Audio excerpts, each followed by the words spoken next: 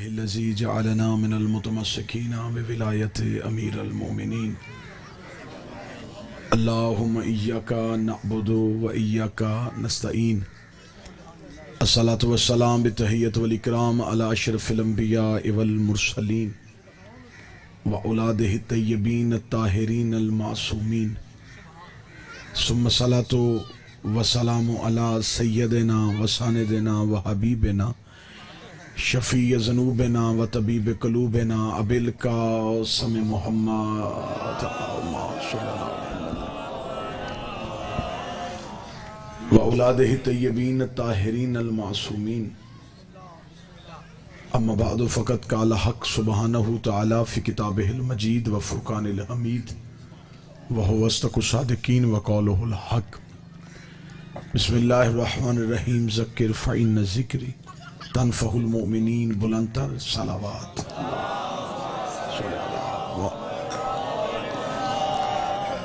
دعا ہے شہزادی کونین کے صدقے سے باعزت دہلیز پہ آئے ہوئے ہر صاحب عزت کی عزت کو میرا مالک محفوظ فرمائے، بانیان کے، حاضرین کے، ذاکرین کے رزق معرفت میں اور رزق ولایت میں اضافہ فرمائے۔ میرا مالک جتنے بھی بانیان کے مرحومین ہیں، حاضرین کے مرحومین ہیں، شہدائے ملت جعفریہ ہیں، میرا مالک ان تمام کو جوار معصومین میں جگہ عطا فرمائے۔ جو اولاد کے متمنی ہیں جناب سید نسیم عباس اور سید تنویر عباس، میرا مالک ان کے علاوہ جتنے بھی لوگ اولاد کے خواہش مند ہیں انہیں نیک کامل الخلقت فرزند عطا فرما، مالک کے ظہور میں تعجیل فرما، مولا کے لشکر میں شامل ہونے کی توفیق عطا فرما، دعائیں قبولیت تک پہنچائیں، سہارا درود کریں اور بلند آواز سے صلوات پڑھیں۔ اللہم صلی علی محمد و اجازت ہے ذکر شروع کیا جا سکے۔ مذہب اسلام کے سارے فرقوں میں سے واحد مکتب مکتب جعفریہ ہے جو مدلل بھی ہے اور مہذب بھی ہے۔ ہمیں فخر ہے کہ ہمارے مذہب کی ہر چیز قرآن سے ثابت ہے۔ یہ واحد مذہب ہے جو دلیل کا مذہب ہے۔ ہم کسی سے محبت بھی کرتے ہیں تو دلیل سے، کسی سے نفرت بھی کرتے ہیں تو دلیل سے، نہ مرضی سے محبت ہے نہ مرضی سے نفرت ہے۔ چلیں بات اور آسان کر دیتا ہوں، یہ واحد مذہب ہے جو روایتوں سے نہیں چلا، قرآن کی آیتوں سے چلا۔ بسم اللہ سے ہمارے ہاں یہ نہیں دیکھا جاتا کون کہہ رہا ہے، ہمارے ہاں یہ دیکھا جاتا ہے کس معصوم نے کہا۔ جو اہل علم اہل مطالعہ لوگ بیٹھے ہیں وہ اگلی سطر کو ضرور سمجھیں گے۔ ہمارے مذہب میں قطعاً یہ گنجائش نہیں ہے کہ نوکر جگانے کے لیے آئے، جملہ اچھا لگے تو اذان بدل دی جائے۔ چلے جو خاموش بیٹھے ان کے لیے سطر تبدیل کرتا ہوں، میرے مذہب میں قطعاً گنجائش نہیں کہ جنگ کے قیدی لا کے کھڑے کیے جائیں، کھڑے ہونے کا انداز اچھا لگے تو نماز کا طریقہ بدل دیا جائے۔ ہمارے ہاں بادشاہوں کے کردار کا نام اسلام نہیں، محمد و آل محمد کے کردار کا نام اسلام۔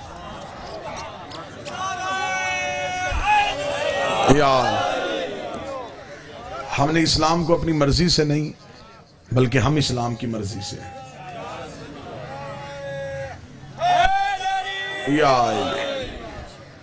ہمارا سب سے پہلا شیعت کا عقیدہ عقیدہ توحید، لوگوں میں سے سب سے بہتر، کیونکہ ہم نے اللہ نشانی سے نہیں علی کی پیشانی سے ڈھونڈا۔ علی کے جھکتے ہوئے سر نے بتایا ہے کہ سجدہ کس سے ہو رہا۔ ہمارا عقیدہ توحید سب سے بہتر، ہمارا عقیدہ توحید سب سے جدا۔ ہم اللہ کو وحدہ لا شریک سمجھتے ہیں، بے مثل و بے مثال سمجھتے ہیں، خالق کے کون و مکان سمجھتے ہیں۔ ہم نے اللہ کو بھی مانا ہے تو حجت کے ذریعے سے، ہم نے اللہ کو بھی مانا ہے تو معصوم کے ذریعے سے، کیونکہ دیکھنے میں وہ آتا نہیں، سمجھنے میں وہ آتا نہیں، سونگ وہ سکتے نہیں، وہ اللہ حواس خمسہ میں سے کسی ایک حص میں بھی نہیں آتا۔ آل محمد نے ہمیں بتایا کہ اللہ ہے۔ لوگوں کے توحید ماننے کے طریقے اور ہیں، ہمارے اللہ ماننے کا طریقہ اور ہے۔ لوگوں نے اللہ کو مانا تو نشانیوں سے ماننا، نہ اللہ دکھائی دیا نہ اللہ سنائی دیا۔ جب ہم نے ان سے پوچھا کہ تم نے اللہ کو کیوں مانا، انہوں نے کہا چند نشانیاں بتاتی ہیں کہ اللہ ہے۔ ہم نے کہا وہ کون سی نشانیاں ہیں؟ انہوں نے کہا سورج نکل کے بتاتا ہے اللہ ہے، ہوائیں چل کے بتاتی ہیں اللہ ہے، بارش برس کے بتاتی ہے اللہ ہے، رزق تقسیم ہو کے بتاتا ہے اللہ ہے۔ تو میں انتہائی اہل علم احباب کے سامنے معافی مانگ کے کہوں گا، جن نشانیوں سے لوگوں نے اللہ کو ڈھونڈا ہے، یہ کام اللہ خود نہیں کرتا۔ اللہ نے ان کاموں کے لیے فرشتے رکھے ہوئے ہیں، ہوائیں فرشتے چلاتے ہیں، بارش فرشتہ برساتا ہے، میکائیل رزق تقسیم کرنے کے لیے آتا ہے، اسرائیل روح قبض کرنے کے لیے آتا ہے۔ اور جو فرشتے یہ کام کرتے ہیں وہ علی کے دروازے پہ کبھی درزی بن کے، کبھی بھکاری بن کے، کبھی فقیر بن کے، کبھی یتیم بن کے آتے ہیں۔ اب ہم سے پوچھ کہ ہم نے اللہ کو کیسے پہچانا؟ جب علی کا سر سجدے میں جھک جاتا ہے تب پتہ چلتا ہے یہ علی اور ہے، وہ علی اور۔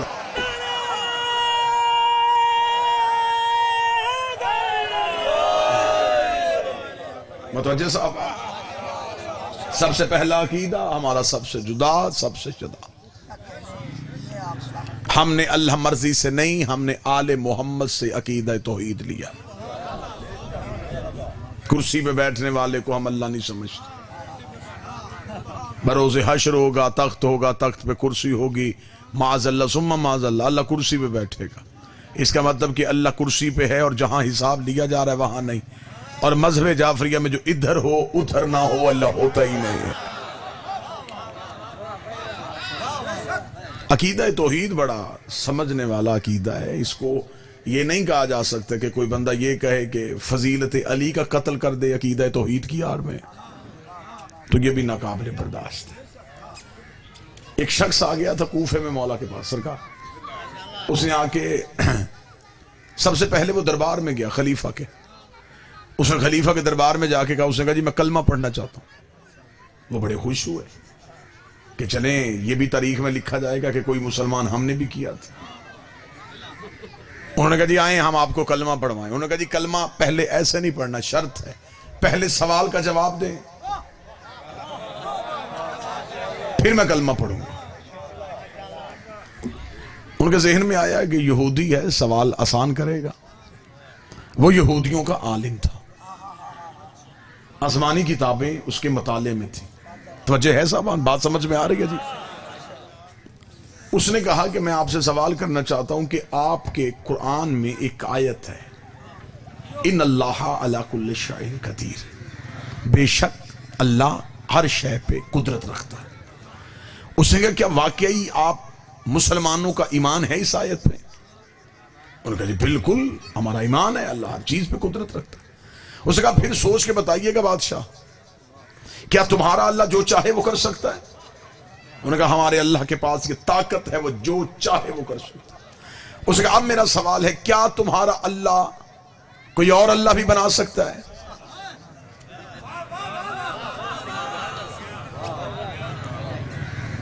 اب بادشاہ خاموش، اگر کہے نہیں بنا سکتا تو وہ کہے گا وہ کل شیء قدیر کیسا، اگر کہے بنا سکتا ہے تو وہ کہے گا وہ وحدہ لا شریک کیسا۔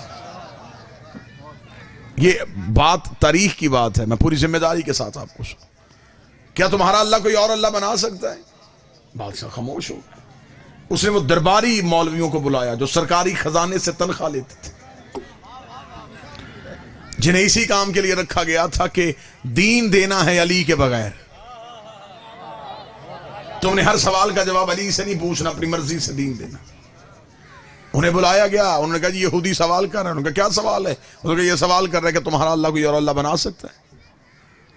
وہ جو علماء کی ٹیم تھی وہ پریشان ہوئی، انہوں نے کہا جی اسے 3 دن کا ٹائم دیں، 3 دن میں ہم جواب ڈھونڈتے۔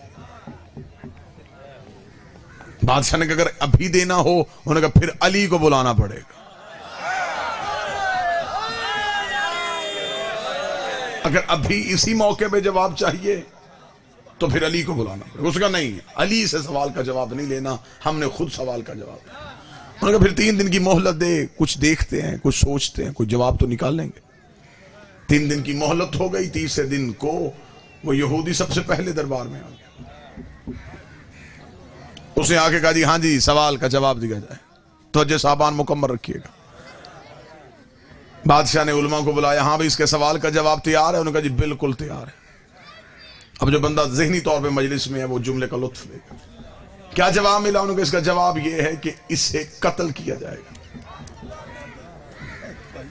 بات سمجھ آئیے یا نہیں آئی؟ اس یہودی کو قتل کیا جائے گا. بادشاہ نے کہا کس جرم میں؟ ان کا توہین مذہب کے جرم میں. اس نے ہمارے اللہ کی توہین کی ہے. یہ ہم سے آگے پوچھ رہا ہے کہ تمہارا اللہ کوئی اور اللہ بنا سکتا ہے؟ تو لہذا اس نے توہین مذہب کی ہے، عقیدہ توحید کی توہین کی ہے، اس کا سر تن سے جدا کیا. بادشاہ کو جب مولویوں نے فتویٰ دے دیا تو پھر اس کو گھبرانے کی ضرورت ہی نہیں. اس نے جلاد کو اشارہ کیا، جلاد نے تلوار نیام سے کھینچی، اس کی گردن پہ تلوار آئی، تلوار کا آنا تھا، اس نے کہکا لگایا. بادشاہ نے کہا تجھے موت سے ڈر نہیں لگتا؟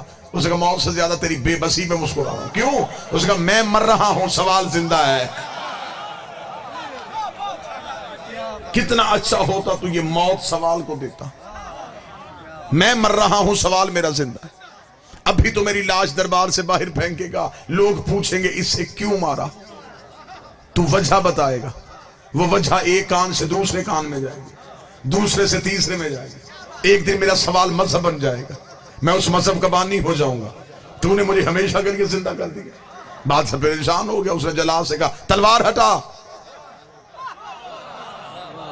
یہ تو مزید بدنامی ہوگی. تلوار ہٹ گئی. اس نے کہا پھر مجھے سوال کا جواب دو. دو علموں کے درمیان ہوں، حوالے کے ساتھ، تاریخی ذمہ داری کے ساتھ گفتگو. آخر اپنی ندامت کو چھپانے کے لیے حکومت وقت نے یہ فیصلہ کیا کہ ہم اس آیت کو قرآن سے نکال لیتے. علی کے دروازے پہ نہ گئے، قرآن سے آیت کو نکالنے لگے.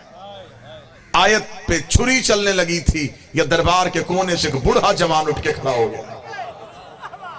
4 یا 6 ہاتھ اٹھے ہیں. میں نے بوڑھا جوان کہا، بندے پریشان ہو گئے. اس نے کمر سیدھی کی، منا اہل بیت کا تمغہ اس کے سینے پہ سجا ہوا تھا.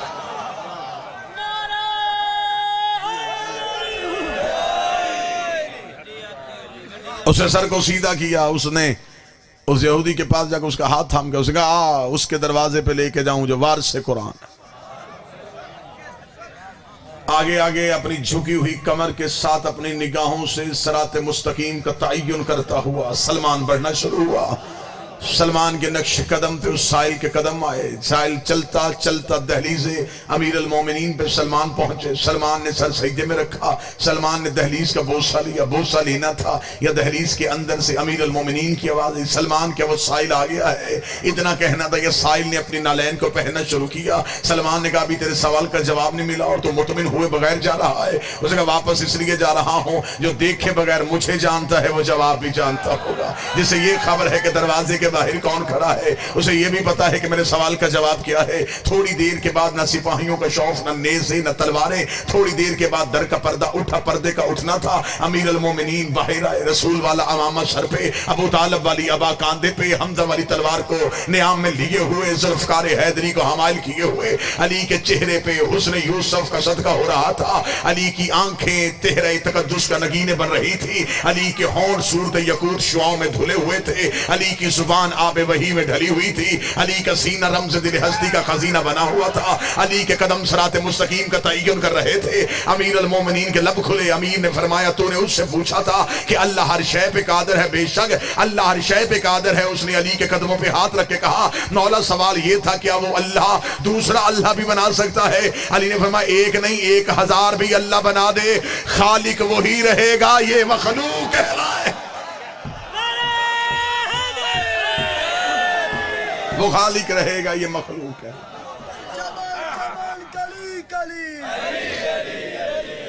نگر گلی گلی، یا علی علی، جدر جدر ہوا چلی، ولی ولی وسی وسی، علی علی، نعرہ حیدری، یا علی یا علی یا. متوجہ سامان مکمل. لہذا ہم آل محمد کو اللہ نہیں سمجھتے، ہم انہیں مظہر پروردگار سمجھتے. بات سرکار بڑی آسان کروں گا، بڑی میٹھی گولی، جیسے کسی کو کوئی تکلیف نہ. آسان کرنے لگا ہوں. جملہ کوئی مشکل لفظ نہیں، کوئی کتاب کا مشکل حوالہ نہیں. وہ یہاں آ نہیں سکتا تھا، ہم وہاں جا نہیں سکتے تھے.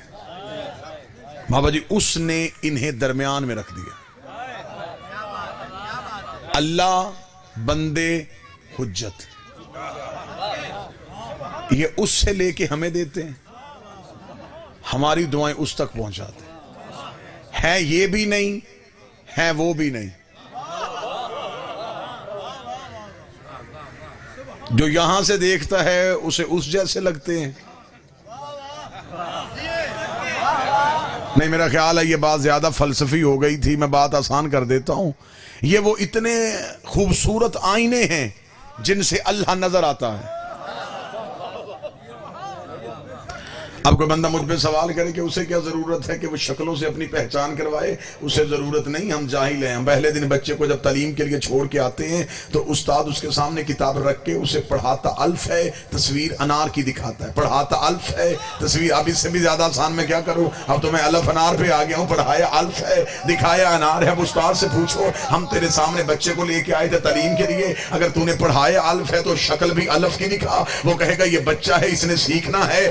الف لفظ ہے, انار پہچان ہے. الف لفظ ہے, انار پہچان ہے. اللہ ذات ہے, 14 پہچان ہے.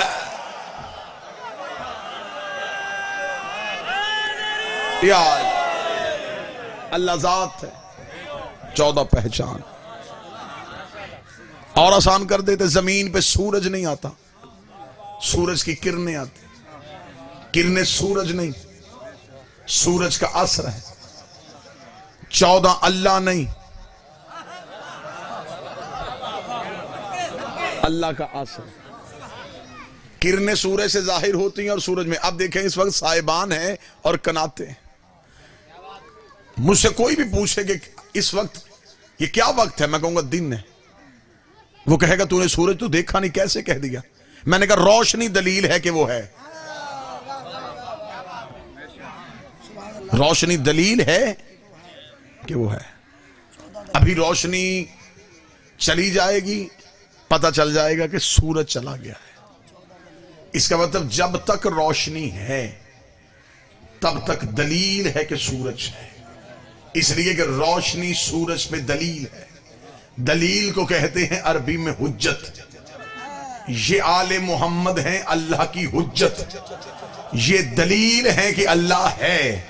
اب اگر یہ بات اس زمیندار طبقے کو سمجھ آ گئی ہے تو نتیجہ بہت آسان ہو سکتا ہے. اگر آپ تھوڑی دیر کے لیے سماعتیں مجھے ادھار دیں, دلیل بتا دیتی ہے کہ دعویٰ موجود ہے, روشنی بتا دیتی ہے کہ سورج ہے. ابھی تھوڑی دیر کے بعد اندھیرا ہو جائے تو کوئی سورج دیکھنے نہیں جائے گا, اسے پتہ چل جائے گا روشنی چلی گئی ہے, اس کا مطلب سورج چلا گیا ہے. علی ہے اللہ کی حجت. علی کو جہاں سے نکالنا سوچ کے نکالنا, جہاں سے علی چلا جائے وہاں سے اللہ چلا جاتا. علی اللہ کی حجت. کہ بات آسان ہو رہی ہے. اور زیادہ ایک اور مثال دے دیتے ہیں. مثال ہمیشہ بات کو حقیقت کے قریب کر دیتی ہے اور مثال سے دی ہوئی گفتگو ہمیشہ یاد رہتی. شیعہ سنی احباب میرے سامنے تشریف فرما ہیں. ہم نے اللہ اور اپنے درمیان آل محمد کو وسیلہ رکھا, اور یہ وسیلہ ہم نے نہیں بنایا, یہ اللہ نے ہمیں دیا. وہ اللہ ان کے بغیر ہم تک نہیں آتا. انہوں نے بتایا کہ ہے تو ہم نے مانا. بھئی جب وہ ان کے بغیر ہم تک نہیں آتا تو ہم ان کے بغیر اس تک کیسے چلے جائیں؟ وہ اتنا پاک ہے, اس کی پاکیزگی کا اندازہ ہی نہیں کہ وہ کب سے پاک ہے, کب تک پاک ہے, کس چیز سے پاک ہے. وہ انتہائی اعلیٰ عظمتوں کی بلندی ہے وہ. ہماری حقیقت کیا ہے؟ دنیا میں آئے تو بھی ناپاک تھے, دنیا سے گئے تو بھی ناپاک. یعنی کہ وہ پاکیزہ ہم نجس. وہ علی کل شیء قدیر اور ہمارے بس میں ہماری سانس بھی نہیں. اور قانون یہ ہے کہ ضدیں کبھی بھی ایک نہیں ہوتی. اللہ اور بندہ ضد ہیں, ہر چیز میں ضد ہے, ایک نہیں ہو سکتے. جیسے سورج اور چاند ایک نہیں ہو سکتے, مشرق اور مغرب ایک نہیں ہو سکتے، دن اور رات ایک نہیں ہو سکتے، اللہ اور بندہ ایک نہیں ہو سکتے۔ بات میں بڑی آسان کرنے لگا ہوں، 2 + 2 4 والا حساب کرنے لگا ہوں، دودھ کا دودھ اور پانی کا پانی ہونا۔ بڑی آسان گفتگو کروں گا کہ کوئی بندہ بھی یہ نہ کہے کہ اردو میں تقریر تھی، مجھے تو خاک سمجھ میں نہیں آیا۔ بات کا نتیجہ بڑا اچھا نکل آئے گا۔ وہ اللہ پاک ہے، ہم ناپاک ہیں۔ اب اسے ضرورت ہے ہمیں دین دینے کی، ہمیں ضرورت ہے دین لینے کی۔ ایک ہو نہیں سکتے کیونکہ دونوں ضدیں ہیں۔ اب اس کی میں ایک مثال دیتا ہوں، مثال سے حقیقت سمجھ میں آ جائے گی۔ پانی اور آگ ضد ہے، جہاں آگ ہو وہاں پانی نہیں، جہاں پانی ہو وہاں آگ نہیں۔ لیکن انسان نے اپنے علم میں سوچا اگر میرے پانی اور آگ کو ایک کرنا ہو تو میں کیا کروں؟ علم نے کہا کہ پھر ایک ایسا کام کر کہ برتن میں رکھ پانی، نیچے جلا آگ۔ بادشاہ حسین عزت دیں، آگ اپنا اثر پانی کو دے گی، پانی آگ کو بجھائے گا نہیں، کیونکہ درمیان میں برتن ہوگا وسیلہ۔ اس کا مطلب کہ علم نے بتا دیا کہ وسیلہ ہو تو ضدیں ایک ہو جاتی ہیں، درمیان میں اگر وسیلہ ہو تو ضدیں ایک ہو سکتی ہیں۔ اب وہ برتن اتنا امین تھا کہ اس نے آگ کا اثر اپنے پاس نہیں رکھا، جتنا اثر اسے آگ نے دیا، جتنا پانی کو چاہیے تھا اس نے پانی کو پہنچا دیا۔ اس کا مطلب ہے کہ وسیلہ امین بھی تھا، وسیلہ غاصب نہیں تھا، وسیلے نے پانی کا حق نہیں رکھا۔ جو بندہ ابھی بھی پریشان ہے، اس سے آسان میرے بس میں ہے ہی نہیں۔ میں یہاں پہ گفتگو کر کے چلا جاؤں اور پھر کبھی اس علاقے میں آؤں اور کوئی صاحب میری گاڑی کے پاس آ کے میرا رستہ روک لے اور وہ کہے کہ جناب آپ دربار میں آئے تھے اور آپ نے مجلس پڑھی تھی، آپ نے کہا تھا کہ پانی اور آگ ایک ہو سکتے ہیں اگر درمیان میں برتن وسیلہ ہو۔ ہم نے اپنی آپ کی تقریر پہ یقین کیا، شیعہ قوم کا خطیب ہے، بات اس نے علم سے کی ہوگی، لیکن آپ کے جانے کے بعد ہم خانے والی شہر میں گئے، وہاں سے ہم 300 روپے کا پلاسٹک کا ٹب لے کے آئے، ہم نے اس میں پانی رکھا، نیچے آگ جلائی، نہ پانی بچا، نہ برتن بچا، نہ آگ بچی۔ آپ نے تو کہا تھا پانی اور آگ ایک ہو سکتے ہیں اگر درمیان میں برتن وسیلہ ہو، تو میں فوراً کہوں گا سرکار پوری بات سمجھی نہیں تھی۔ میں نے یہ بھی بتایا تھا وسیلہ جب بھی بنانا کسی اچھی جنس کا بنانا، بری جنس کا بناؤ گے خود بھی جلے گا تمہیں بھی جلائے۔ وسیلہ اچھا ہونا چاہیے۔ بسم اللہ سرکار، بسم اللہ سرکار، بسم اللہ سرکار۔ یا رسول اللہ، یا وسیلہ اچھا ہونا چاہیے۔ اب ہمارے پاس ہے آل محمد وسیلہ، اللہ انہیں پوری طاقت دیتا ہے، یہ آگے ہمیں اتنی دیتے ہیں جتنی ہمیں اس وقت میں ضرورت ہوتی۔ بات اتنی آسان ہو گئی یہاں سے بچہ بھی خالی نہ جائے۔ یہ جو گریڈ سٹیشن سے بجلی کی تاریں آتی ہیں نا جی، اس میں وولٹیج بہت زیادہ ہوتا ہے، ہمیں گھروں میں اتنے کرنٹ کی ضرورت نہیں ہوتی۔ پھر وابڈا والوں نے ہمارے گھروں کے قریب آ کے وہ ایک آلہ رکھتے ہیں ٹرانسفارمر، وہ جتنی لائٹ اس میں آتی ہے وہ اسے ٹھنڈا کرتا ہے، کر کے آگے گھروں کو اتنی دیتا ہے جتنی ضرورت ہوتی ہے۔ وہ بات سمجھ میں آ بھی رہی ہے یا نہیں؟ پھر آگے جو اہل علم ہیں، جنہوں نے جو ان چیزوں کو سمجھتے ہیں، جس کا اس پہ علم پہ عبور ہوتا ہے، وہ آگے جو گھروں میں سوئچ اور ساکٹ لگاتے ہیں نا جی، وہ اتنی لگاتے ہیں جتنا ظرف ہوتا ہے، اور اس پہ لکھا بھی ہوتا ہے کہ اتنے وولٹیج سے زیادہ آپ کریں گے تو جل جائے گا۔ اس لیے ظرف کے مطابق اثر ہوتا ہے، اثر ایک جیسا آتا ہے، آگے ظرف علیحدہ علیحدہ ہوتا ہے، ظرف پہ آ کے اثر بدل جاتا ہے۔ علی پیچھے سے ایک آتا ہے، مومن کے قریب آئے چہرہ کھل جاتا ہے، منافق کے قریب آئے تو چہرہ جل جاتا ہے۔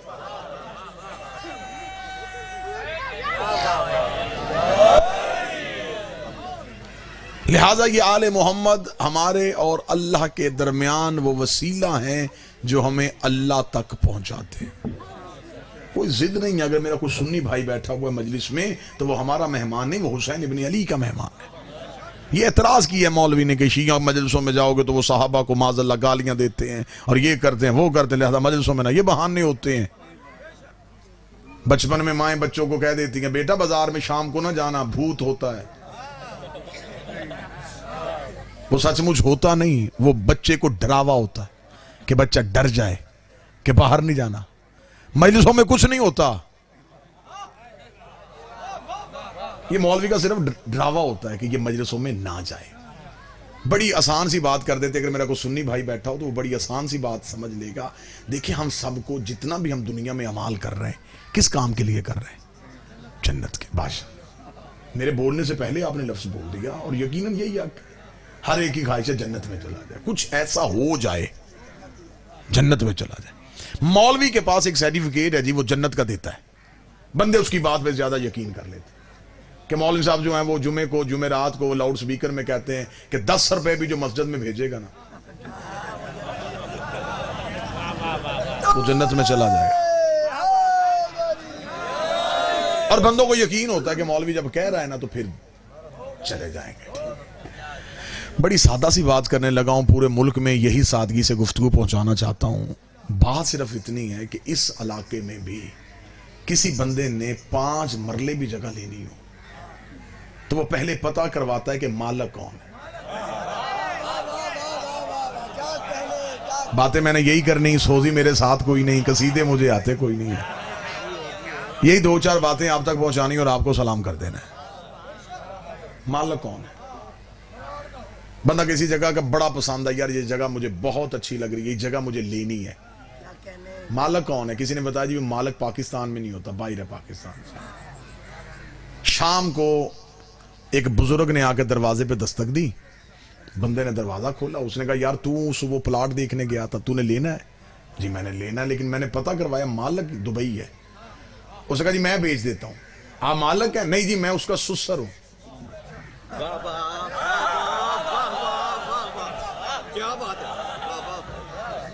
جو چپ بیٹھے ہیں وہ خرید لیں گے, پیسے دے سکتے ہیں اسے. آپ کہیں گے جناب رشتہ داری آپ کی بڑی قریبی ہے, بڑی عزت والی رشتہ داری ہے, لیکن آپ مالک نہیں ہیں. آپ کے نام کاغذ ہیں. وہ کہتے ہیں کاغذ اس کے نام ہے, لیکن رشتہ داری کی بنیاد میں بیچ سکتا ہوں. وہ کہتے ہیں نہیں جی, رشتہ داریاں گھروں تک ہوتی ہیں, کاغذوں میں آپ مالک نہیں. اب لوگوں کو پتا چل گیا کہ اس نے خریدنی ہے. اگلے دن 3-4 بندے اور دروازے پہ دستک دے, اس بابے کو چھوڑ ہم بیچتے ہیں. آپ مالک ہیں؟ نہیں ہم اس کے یار ہیں. میں تو آپ کے ذہنوں کے قریب ہو رہا ہوں اور آپ اتنا دور ہو رہے ہیں. آپ مجھے بتائیں کہ آپ اس یاروں سے خرید لیں گے؟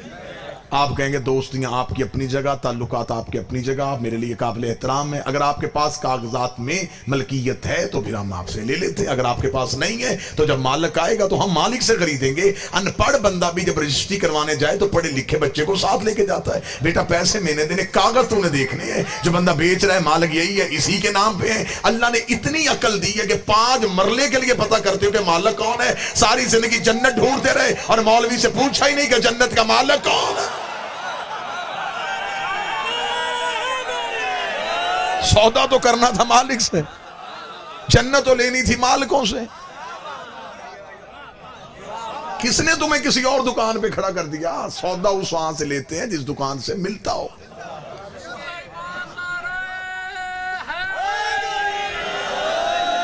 $1.5 کروڑ روپیہ لگا کے بندے نے جیولرز کی دکان بنائی اور بندہ وہاں سے جا کے کہا جی ½ کلو دہی ہے, تو وہ فوراً سمجھ جائے گا کہ بندہ عقل میں نہیں ہے. یہ اس دکان پہ کھڑا ہے جہاں یہ چیز ہے ہی نہیں. تو میرے مسلمان بھائیوں ضد نہیں کرنی, تو جس دروازے سے جو چیز مانگ رہا ہے نا وہاں وہ ہے ہی نہیں. صحابی جنت جا سکتے ہیں, لے جا نہیں سکتے. صحابی کوثر پی سکتے ہیں, پلا نہیں سکتے. ہماری مجبوری ہے, ہمیں جانے والا نہیں چاہیے,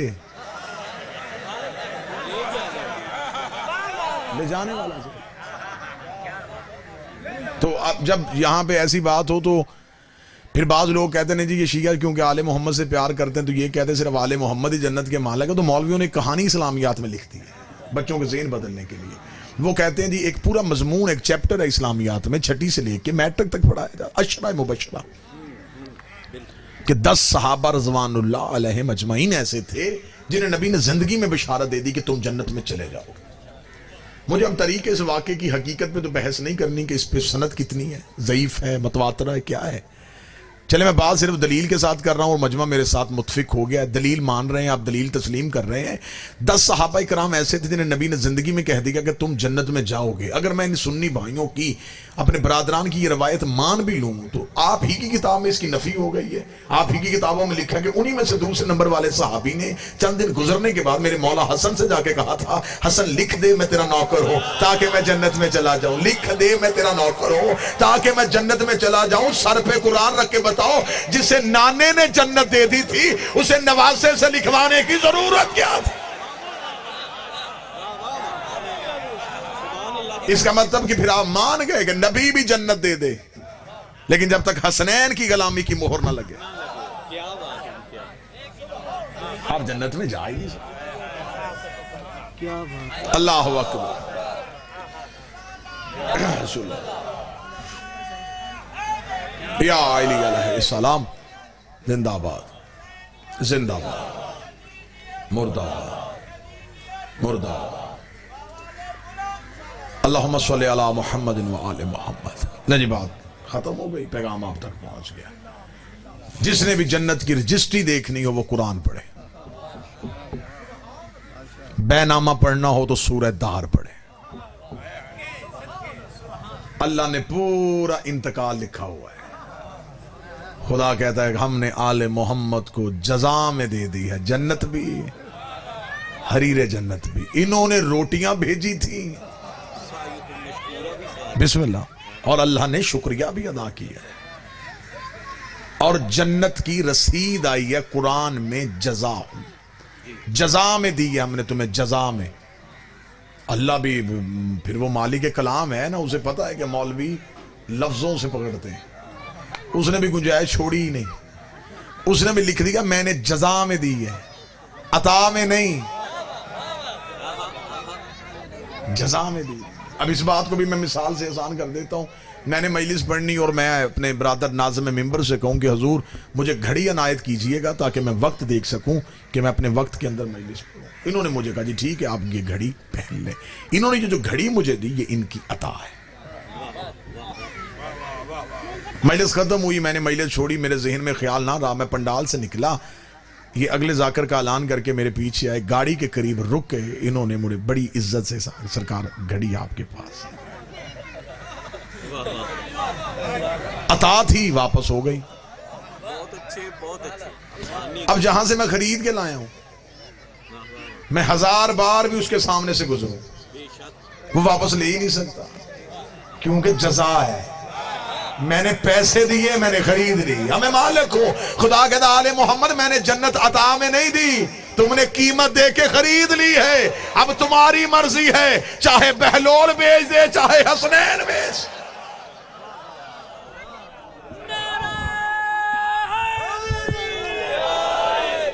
ملکیت آل محمد کے پاس ہے جنت کی.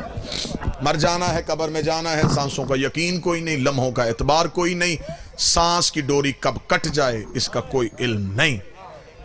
زندگی میں علی ولی اللہ نہ چھوڑنا, حسین کا ماتم نہ چھوڑنا, سید کی توہین نہ کرنا, اور دشمن زہرا کی کبھی عزت نہ کرنا.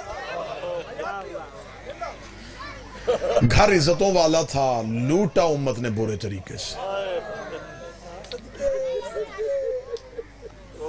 بڑا فضیلت والا گھر تھا, اتنا فضیلت والا گھر تھا جن پہ اللہ درود پڑھتا ہو,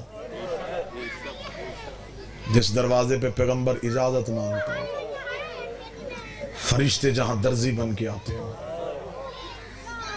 سر پہ قرآن رکھ کے میرا سنی بھائی بتائے کہ اس دروازے کو یہ حق بنتا تھا کہ امت آگ لگائے. 2 4 6 میرے سنی بھائی آستانہ سمجھ کے, فقیر کی دہلیز سمجھ کے, ذکر شبیر سمجھ کے اگر آئے ہیں تو بے شک سارے شیعہ خاموش نہیں، یہ آج نہیں تو کل مجلس سن لیں گے، کہانی ساری انہیں پتہ ہوتی ہے، ذاکر خطیب مصاحب شروع کرتا ہے، انہیں پتہ چل جاتا ہے اس نے کیا پڑھنا ہے، لفظ میری قوم کے حافظوں میں محفوظ ہیں، یہ صرف رونے کے لیے آتے ہیں۔ اپنے سنی بھائیوں تک پیغام پہنچاؤں، آج مجلس ختم ہو، تمہیں جس نبی کا کلمہ پڑھتے ہو اس نبی کی واسطہ دے کے کہتا ہوں، عشاء کی نماز پڑھنے کے لیے جس مولوی کے پیچھے جاؤ اسے جا کے اتنا پوچھنا، آج دربار پہ مجلس تھی، میں وہ مجلس سننے چلا گیا تھا، وہاں ایک حسین کا ذاکر آیا تھا، اس نے ایک سوال میرے ذہن میں ڈال دیا، مجھے اس کا جواب دے، مجھے صرف اتنا بتا محمد کے جنازے پہ کتنے لوگ تھے۔ پتھر کھا کھا کے جو کلمہ پڑھوا کے گیا تھا، جس نے اتنی محنت کی تھی، اس کے جنازے پہ مدینے سے کتنے لوگ آئے؟ جو جواب مولوی دے گا، میرے دوبارہ آنے کا انتظار اس بھائی کو نہ ہو، میں اسے اس جواب کا جواب پھر دے دیتا ہوں۔ اگر مولوی کہے کہ نبیوں کا جنازہ نہیں ہوتا، اسے کہنا چل ٹھیک ہے۔ تھوڑے دن کے بعد اس نبی کے گھر سے ایک دوسرا جنازہ اٹھا تھا، وہ نبی کی بیٹی کا جنازہ تھا۔ مولوی سر پہ قرآن رکھ کے بتا محمد کی بیٹی کے جنازے پہ کتنے لوگ تھے؟ اس کے سامنے ہاتھ باندھ کے بیٹھ جانا، اس نے کہا تو جو دین دکھاتا رہا ہم مانتے رہے، آج ہماری سن، ہمیں بتا محمد کی بیٹی کا ہاتھ پہلو میں کیوں تھا؟ رسول کی بیٹی کا دروازہ کیوں جلا تھا؟ جتنے میرے سنی بھائی بیٹھے ہیں، شیعہ قوم حسین کے ذاکروں سے پیار کرتی ہے، ممبر پہ بات کریں مان لیتے ہیں، اگر کوئی ذہن میں سوال ہو بعد میں پوچھ لیتے ہیں کس کتاب میں یہ جملہ لکھا ہے، یہ صرف اپنے یقین میں اضافہ کرتے ہیں۔ قطن میری قوم حسین کے ممبر پہ آئے ہوئے ذاکر پہ جھوٹ کی تہمت نہیں لگاتی۔